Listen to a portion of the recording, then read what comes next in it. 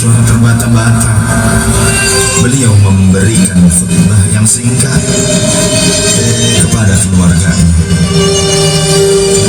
Wahai umatku, kuwariskan dua perkara yang agung kepada kalian, yaitu Al-Quran dan Sunnahku, juga Al-Quran dan keturunanku.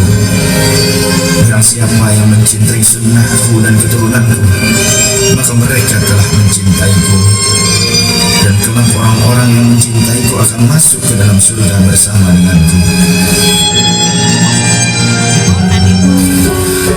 Khutbah singkat ini diakhiri dengan Rasulullah Sallallahu Alaihi Wasallam memandang dengan pandangan yang tenang terhadap mata sahabat-sahabatnya. Pada saat itu terlihat Abu Bakar Siddiq membalas pandangan itu dengan mata yang berkaca-kaca. Umar radhiyallahu anhu menahan nafas tangisnya dengan begitu kuat. Utsman radhiyallahu anhu menghela nafas panjang-panjangnya melihat Rasulullah sallallahu alaihi wasallam. Ali radhiyallahu anhu menundukkan kepala sedalam-dalamnya, isyarat bahwa waktu itu telah datang.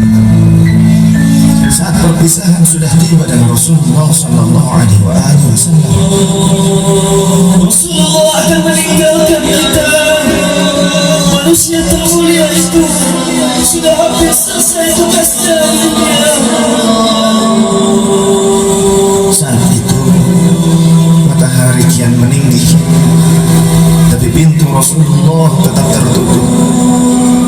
Sedangkan di dalamnya Rasulullah SAW sedang berbaring lemah dengan keningnya yang berkeringat dan membasahi lepah kurma yang menjadi atas tidurnya.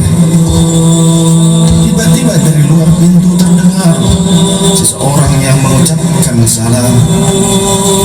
Assalamualaikum, bolehkah saya masuk? Lalu Fatimah membuka pintu seraya berkata, Waalaikumsalam, maafkanlah aku, ayahku sedang demam. Lantas Fatimah membalikan badan dan menutup pintu. Rasulullah sallallahu alaihi wasallam mendengar jawaban Fatimah.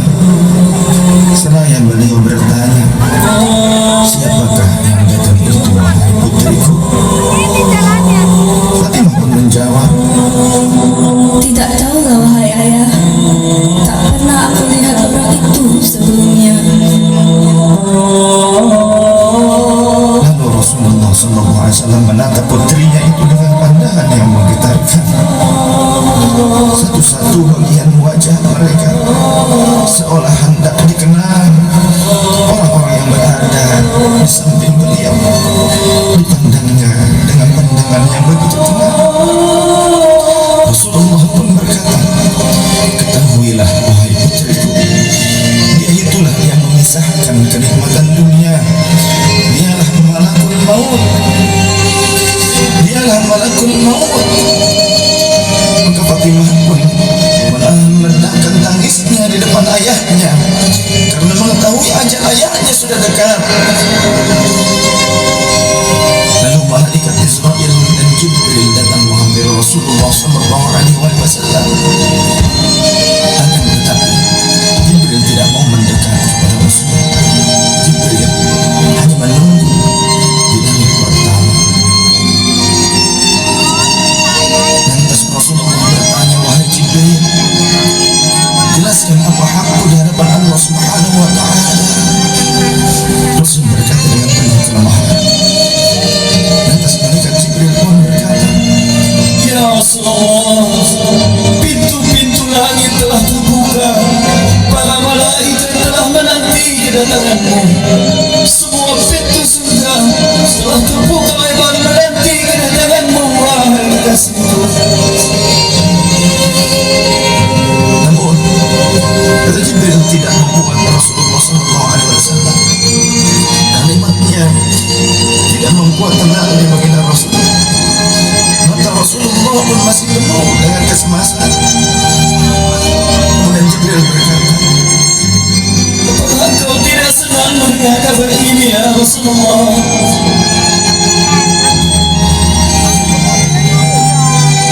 Kemudian Rasul pun berkata, kabarkan kepadaku bagaimana nasib umatku kelak wahai Jibril. Dan Jibril menjawab, jangan khawatir ya Rasulullah, aku telah mendengar Allah telah berfirman kepadaku, kuharapkan surga bagi siapa saja kecuali umat Muhammad telah berada di dalamnya. Detik-detik wafat Rasulullah semakin mendekat, dan tibalah saatnya malaikat Israel menjalankan tugasnya. Perlahan-lahan roh Rasulullah sallallahu alaihi wasallam ditarik dari tubuhnya. Tampak seluruh tubuh Rasulullah bersimbah peluh. Mulut-mulut wajahnya dikatakan kembali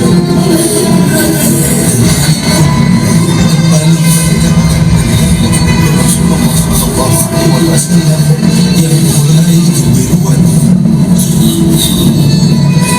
atas Rasulullah.